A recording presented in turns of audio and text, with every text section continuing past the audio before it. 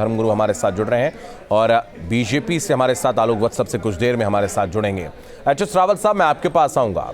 सर्वे को लेकर आदेश दे दिया गया है कि सर्वे अनवरत चलता रहेगा।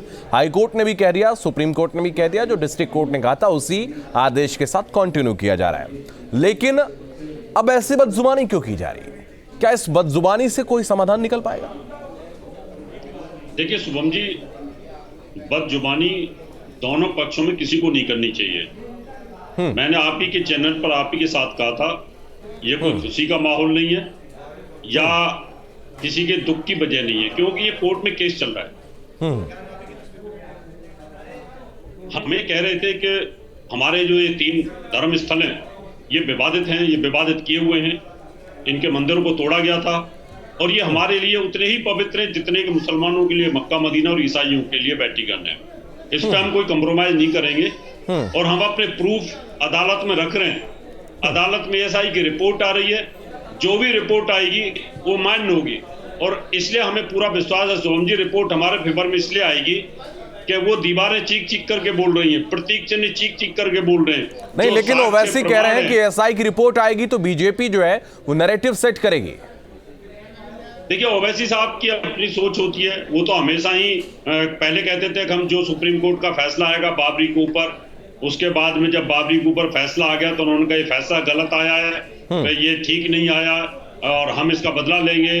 ये तो ऊटपटांग बातें करते रहते हैं और मुसलमानों को गुमराह करते हैं, वो जहर उगलते हैं। देश के अंदर भाईचारा जो हिंदू मुसलमान का उसको खराब करने की पूरी कोशिश कर रहे हैं और अपनी पार्टी को बढ़ाने की कोशिश कर रहे हैं। उनके बहकावे में कुछ मुसलमान भाई आ जाते हैं जिसकी वजह से कहीं ना कहीं देश में मतभेद पैदा होता है। उनकी बातों को तवज्जो नहीं देनी चाहिए ज्यादा और कोर्ट का जो फैसला आएगा उसको मानना चाहिए। ठीक है सैफ खान, मैं आपके पास आऊंगा। आपसे यही मैं समझना चाहूंगा कि अब इस पूरे मसले को लेकर चाहे हम ज्ञानवापी की बात कर लें और पहले हालांकि मुस्लिम पक्ष ने जो याचिका दी थी उसको खारिज कर दिया गया और हाई कोर्ट और सुप्रीम कोर्ट दोनों जगह ने कहा है कि सर्वे अनवरत रूप से जारी रहना चाहिए। अब इसको लेकर राजनीतिक दलों की प्रतिक्रियाएं भी आ रही हैं लगातार। ओवैसी की हम बात करें, उनकी प्रतिक्रिया आई।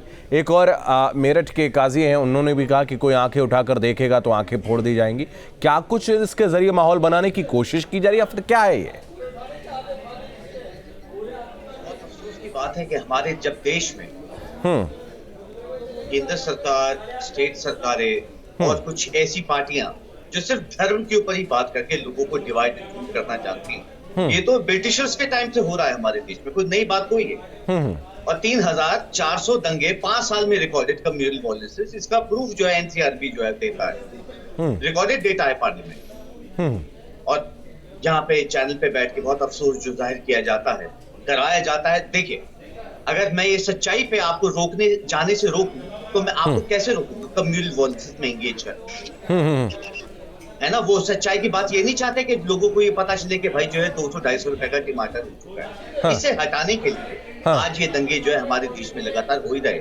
आपने देखा अभी हरियाणा में क्या हुआ। ठीक है, एग्जाम्पल्स है देश में, पार्लियामेंट में जो एडीआर की तो रिपोर्ट कह रही है साहब, कौन बैठे हुए? नहीं, अभी हम इस विषय पर बात कर लेते हैं। नहीं देखिए, हरियाणा पे नहीं, जनता को जो आपका कार्यक्रम ये देख रहे हैं ये समझना जरूरी है कि हो क्यों रहा है, जब वो जानते ही क्राइम 70% से ऊपर हो पार्लियामेंट में रिकॉर्डेड और विधानसभा में भी जो है सबसे ज्यादा रिकॉर्डेड। तो आप क्या जो है एग्जाम्पल जो और सेट कर सकते हैं? देश के आज जो है हालात, इसलिए के पीयू की रिपोर्ट चिल्ला चिल्ला के कह रही है कि आप कुल मिला के आपकी बात देखिए, कुल मिला के आपकी बात ये समझ में आई है कि इन तमाम दंगों को छिपाने के लिए जो है, इन तमाम मुद्दों को छिपाने के लिए दंगे करवाए जा रहे हैं, यही कहना चाह रहे हैं? बिल्कुल करवाए जा रहे हैं। हाँ। बिल्कुल सच्चाई लोगों के ऊपर से जो है। ठीक है, इस पर हम बीजेपी प्रवक्ता से अभी जवाब लेंगे। मैं वापस भी आपके पास आऊंगा सैफ भाई।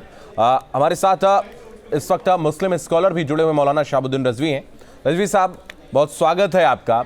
और आपसे मैं लगातार पिछले 3-4 दिन से हम लोग बात कर रहे हैं, इस विषय को लेकर बात हो रही। ज्ञानव्यापी में सर्वे को लेकर आपने कहा था कि जो कुछ भी कोर्ट कहेगा उसको हम स्वीकारेंगे। कोर्ट ने सर्वे की अनुमति दे दी है, एसआई वहां पर सर्वे कर रही है और दावे भी किए जा रहे हैं कि वहां पर बहुत कुछ मिल रहा है जो इशारा करता है कि हम मस्जिद नहीं थी।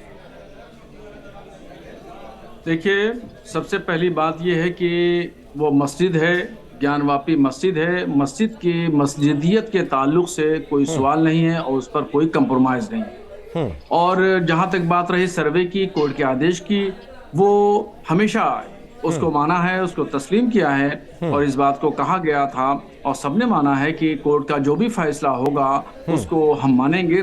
और इसको देखिए, हम माना भी और इंतजामिया कमेटी साथ में सहयोग भी कर रही है, कोऑपरेट कर रही है, साथ साथ में भी है।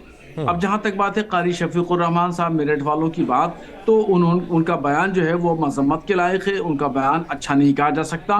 और ऐसे माहौल में जब कई जगह दंगे हो गए हैं हरियाणा में और हरियाणा में मुख्तलिफ जगहों पे, मुख्तलिफ शहरों में, इसके अलावा जो है वो मणिपुर में कई महीने से चल रहा है, ऐसे पुरफिजा माहौल में इस तरीके से भड़काऊ बयान नहीं देना चाहिए, किसी को उत्तेजित नहीं करना चाहिए और किसी भी कम्युनिटी के खिलाफ इस तरीके से बदजुबानी नहीं करना चाहिए। ये गलत बात है। और नहीं, चूंकि आप देखिए, आप एक मुस्लिम धर्मगुरु हैं, आपकी बातों को लोग मानते हैं, आपकी बातों पर लोग चलते हैं, अमल करते हैं।